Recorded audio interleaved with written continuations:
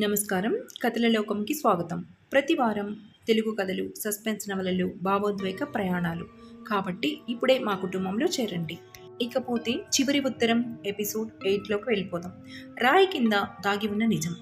ముసలాయన నెమ్మదిగా పెద్ద రాయిని పక్కకు జరిపాడు. రాయి కింద ఒక పాత ఇనుప పెట్టె కనిపించింది. ఆ పెట్టెలో చూసిన అర్జున్ గుండె వేగంగా కొట్టుకోవడం మొదలైంది. అప్పుడే దూరంగా అడుగుల శబ్దం వినిపించింది. ఎవరో వస్తున్నారు అని ముసలాయన నిదానంగా చెప్పాడు. ఇద్దరు వెంటనే ఒక పెద్ద చెట్టు వెనుక తాముకున్నారు.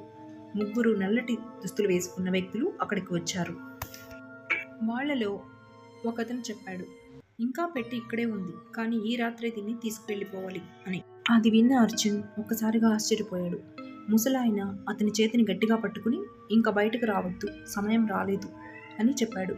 కొద్దిసేపటి తర్వాత ఆ ముగ్గురు అక్కడి నుంచి వెళ్ళిపోయారు. ముసలాయన బయటకు వచ్చి పెట్టెను తెరవడానికి ప్రయత్నించాడు.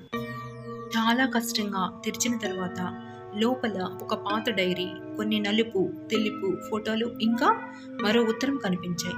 ఆ ఉత్తరం పైన ఒక వాక్యం మాత్రమే ఉంది.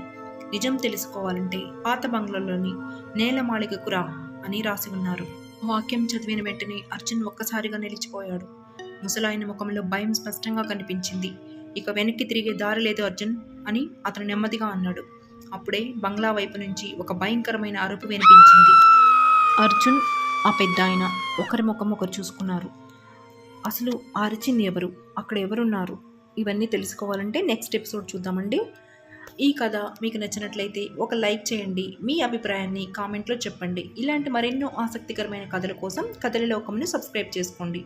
చేసి బెల్ ఐకాన్ను నొక్కడం మర్చిపోవద్దు. మళ్ళీ మరో కథతో కలుసుకుందాం.